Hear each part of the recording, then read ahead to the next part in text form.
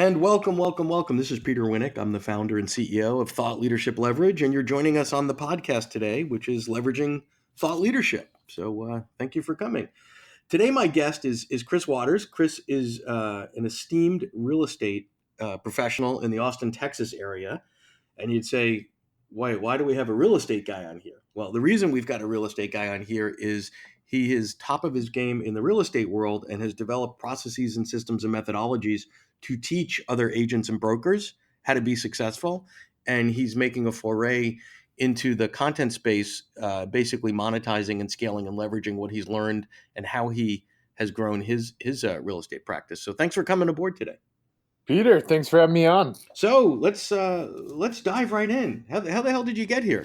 How did you go from selling real estate in the Austin area, which is on fire right now, to deciding that you've got something to teach people that they might actually pay you for? It's kind of interesting. Early in my career, I had my face to the grindstone, and I, wasn't very connected to the agent community, and wasn't very connected to the industry. I was just, out there hustling day in and day out. And about 3 years into being in the business, I kind of looked up, and we had grown super fast. We went from, or I should say, yeah, I mean, it started out as me as an individual agent, and then I started leveraging other people around me to help grow faster. And we went from zero to about 100 million in sales in 3 years. Well, can you put that in context for me as a non-real estate agent guy? 100 million sounds like a big number. What's an average agent? So I would, the average real estate agent is selling, about 12 homes a year. They're probably doing about 2 to 3 million a year in sales. All right, so let's pause on that. So you're at 50 times the average Yep. Yep. in your business. So I just want to, you're close to it. So first off, anytime you can talk to somebody that's 50 times their average in their business, there's something to learn, right? So that's an interesting piece. So I would argue you're probably top 1% or something in that space.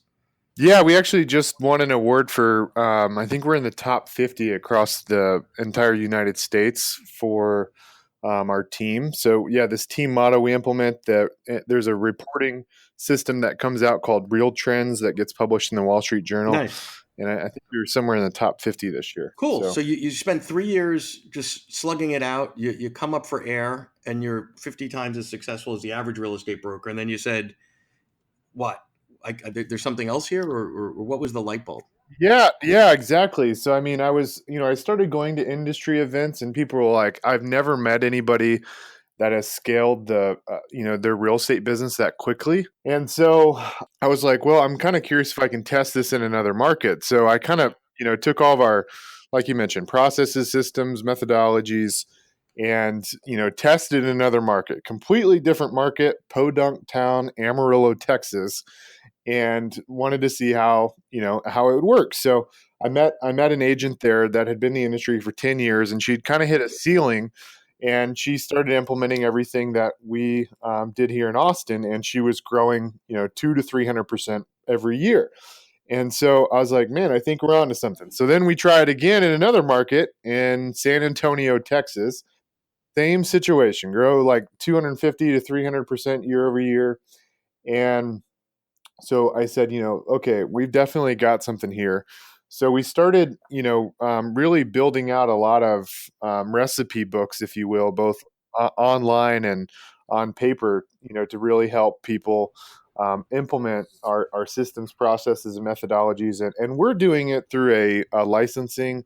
And then we also have a franchise opportunity. Well, let me roll you back for a second, though. So because there's a lot of information coming here. So the first thing that you did, I would imagine, is you examined yourself, and then you had to document and codify the systems and processes that you put in place so that it is replicatable and teachable, right? Exactly. So tell me about that process, because a lot of the thought leaders and experts that I deal with, they've been doing something for a long period of time. They have deep expertise in it, and they haven't needed to or bothered to document or codify it because they just know, right? You bring them in as the world's leading expert in whatever, and nobody really cares how they do it. They're paying them for the results. But in this instance, it was a forcing mechanism. Or tell me how you went about that. So, I mean, what happened for me, just I guess as an entrepreneur, is I started off as a traditional agent, right? I'm doing like the administrative work, I'm the courier, I'm advertising, and so as I started taking off, like for example, I take off the administrator hat and I'd give it to somebody else. What I did was I made them start building checklists and kind of writing out an instructional guide for their specific position. And so as I started, growing our team, for each person we hired, I had them make their own checklist and build out their own kind of instructional guide on how to do their job. And to be honest, the first 3 years was pretty painful because they would write it out and like I was running around with my head cut off, and it wasn't, they didn't understand the job as well as they should have, and I didn't do a good enough job teaching them. And so for 3 years between 2010 and 2013, it was like constantly going back and forth, refining people's position agreements, and then the actual like responsibilities and kind of day to day checklists and processes of their job. So it was essentially, it was just falling on my face thousands and thousands of times. But every time we failed, we would tweak our recipe book, if you will, and that way it never happened again. And then when we hired somebody new to replace that person, it was really easy for them to come in and do that job. So I would imagine part of the value prop to the folks that you're licensing the content to is they don't need to fall on their face thousands and thousands of times. This is a proven methodology, and I'm assuming it could gets better over time like everything else. But the core here is you've broken down the practice into specialty functions, and under each specialty functions, there are specific things that they do. And I'm assuming it's in a certain sequence in a certain way, et cetera. So you have, the sort of the, I hate to go sports analogy, but a shortstop has a different perspective than a left fielder or something like that.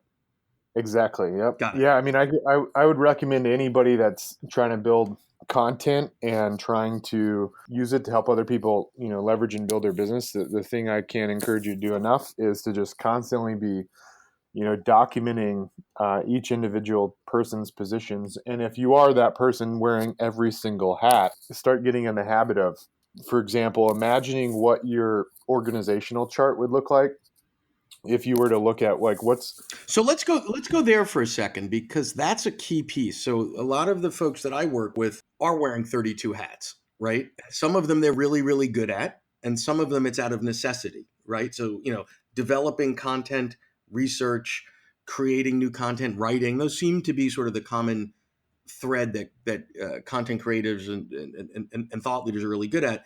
As you get away from that sort of core sales, marketing, branding, product development, some of them have different skills there, but it's very rare that someone's got, the level of proficiency or expertise or mastery in each and every one of the functions that you need to rock and roll and to really be successful. Does that play in your world as well? Yeah, absolutely. I mean, I mean, for sure. There's I had the same struggles. There's a lot of things I don't excel at. So for me, what I did in the early years was I wore that hat for just long enough to understand the position and to get an outline of what the role and daily responsibilities look like for that person.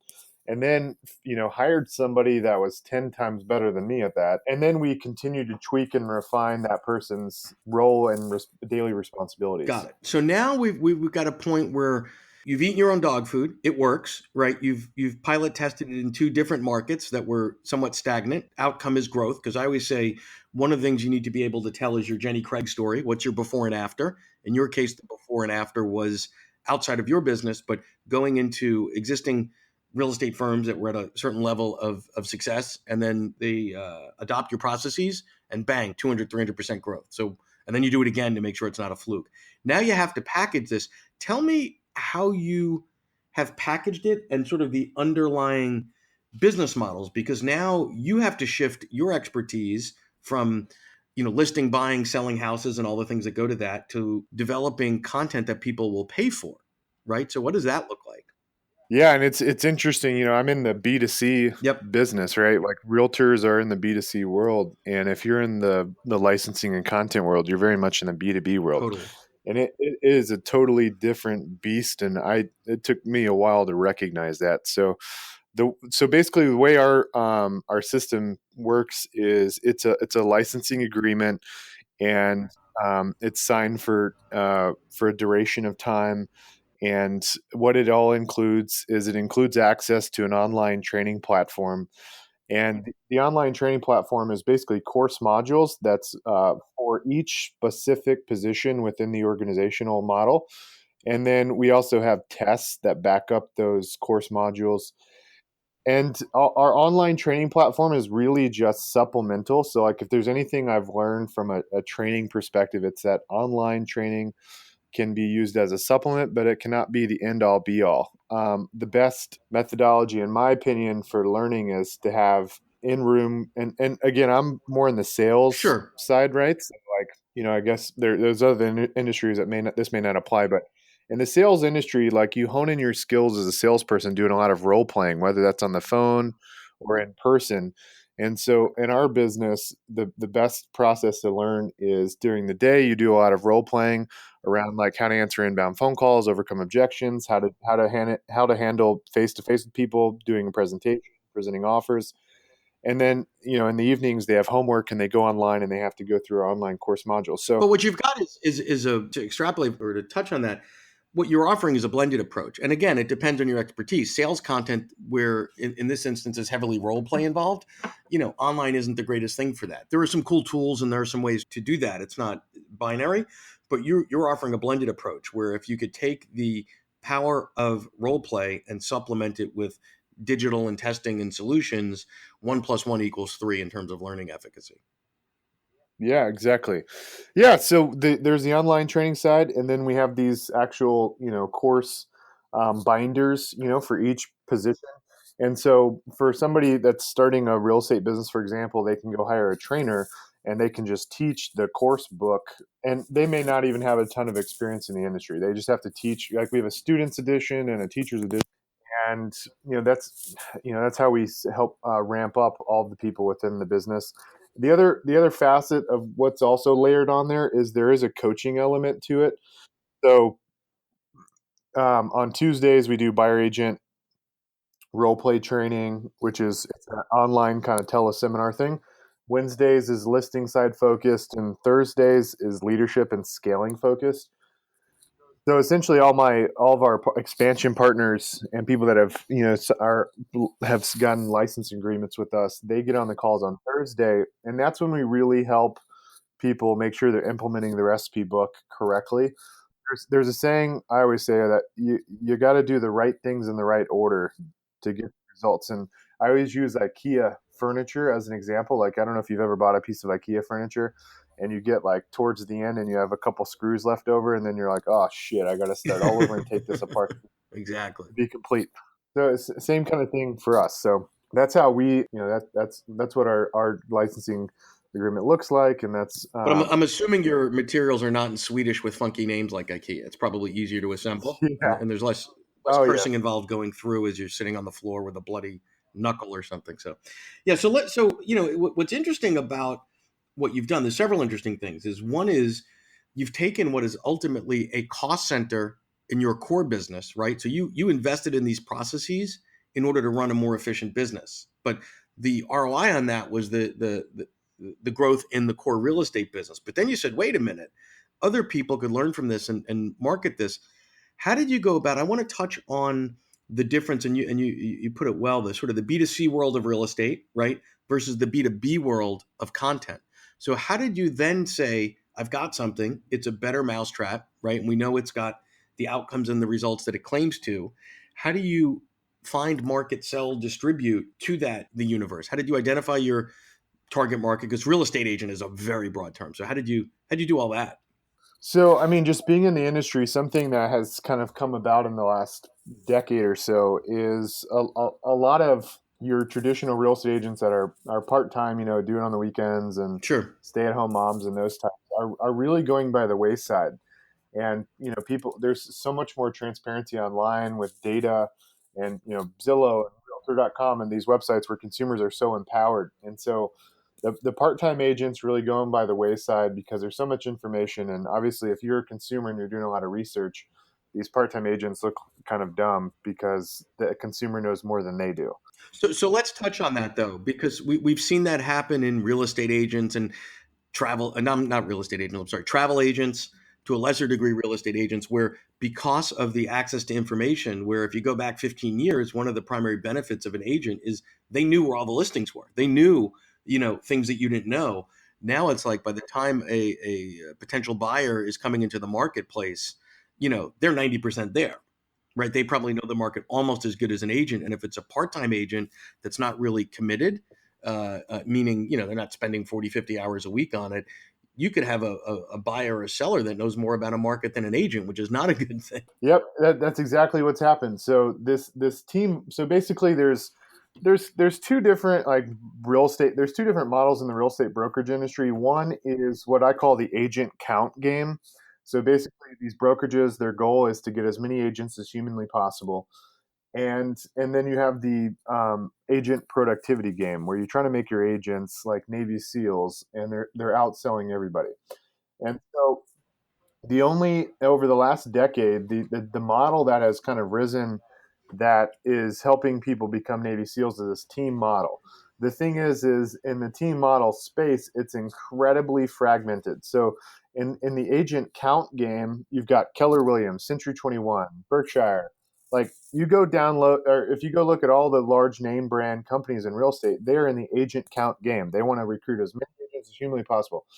So in this kind of new team model, it's the a broker owner's job is to basically focus on agent productivity, making their agents experts in their craft, being a team of full-time people that are dedicated to helping the consumer get the best experience possible. And so there's a lot of people interested in this.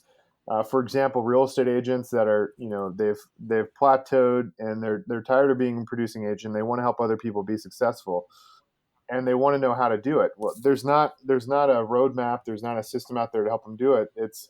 There's just been there's a small group of people that have teams across the U.S. that are very highly successful, and nobody's really built a playbook to help other people do it. So the aha for me was, I got a copy of what's called the franchise disclosure documents for all of the major franchise brands in the real estate industry, and every single one of them was saying you need to focus on recruiting and getting as many agents as possible. But so let me ask you that. So if what you're saying is if it's just a numbers game of number of agents and there's no discussion of quality, so now the big franchisors are saying just recruit a whole lot of agents, and what you're saying is wait a minute, if you got a whole bunch of part timers, you check the box on body count, but in terms of actually driving and growing your business, not so much.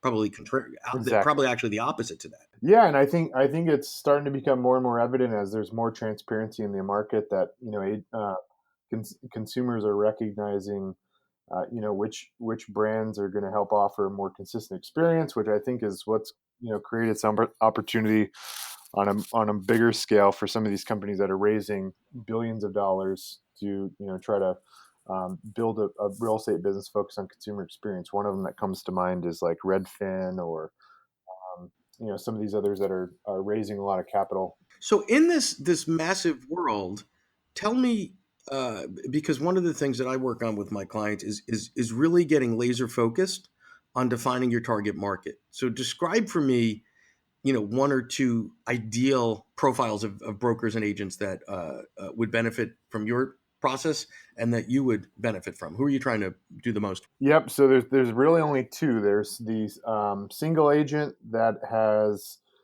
hit the ceiling, and the ceiling is anywhere. Again, that's a limiting belief, but in my opinion, in terms of transaction count numbers, that's somebody that's done between 30 and 75 transactions in a year, and they want to figure out how to become a business owner, kind of go from captain everything to an ownership mentality.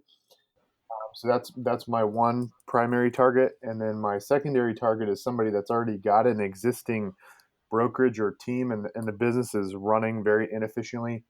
They're struggling to make profit, and they feel like they have tons of loose ends and lots of cracks in their business. So those are my two And targets. so I would say that's you've got a high performer, and then you have someone that's a little bit more traditional and what used to work for them might not be working as well. So based on that, Right. then you can find them and market to them. So let me ask you this, as we get a couple minutes left here. Two totally different businesses. What are the things that you've learned specifically about the content side? What are maybe some assumptions that you had that were incorrect? And what are a couple of things that you've learned along the way when sort of diving into a content space? Man, that is such a great question Thank you. because in the B2C space, it's really easy to generate leads. Mm-hmm. Like, spin up a landing page, spend some money on Google AdWords, and drive traffic to the landing page, and you're going to get form submissions. So like the B2C, very, very easy to scale. The challenge is in B2C, your conversion rates typically suck. Right. You know, you can generate crap tons of leads, but it's going to take a crap ton of leads to close one deal. So in the B2B space, it's very few leads and it's a much higher conversion rate. So when you do get somebody coming to you, they're going to convert at a much higher rate. So I never really understood from a marketing perspective. I never really understood like why companies like Louis Vuitton and like all these really high end brands, like why they spent so much on these fancy looking ads. Because in my mind, I'm thinking B2C, and I'm like, man, that ain't gonna generate no leads. I'm like, that's stupid. Why would you spend money on such a fancy looking ad? And so I had just from a marketing perspective, I had a huge aha that there truly is brand equity getting built when you run ads and you do things, whether it be like in a magazine or, an advertorial in a newspaper or you go speak on stage or you do a podcast or you publish content, for people to read on a blog. So that's brand building, and that's about reputation and awareness. That's not direct monetization yet, right? So that's building the brand platform. Yep. So like my biggest aha has been the importance of building brand equity in the B2B world. And probably the most frustrating part about building brand equity, and I'm sure a lot of people listening to this can relate, is like you're putting out all this effort, you're doing all this stuff, pumping out podcasts, blogs, writing content. And it's like you don't see a direct result from it right away like you do in the B2C world where you just spin up some Right. I say it's um, the world's you know, worst get rich quick scheme. dude, it's awful. You know, yeah, it Tortoise on sucks the hare. because you're putting,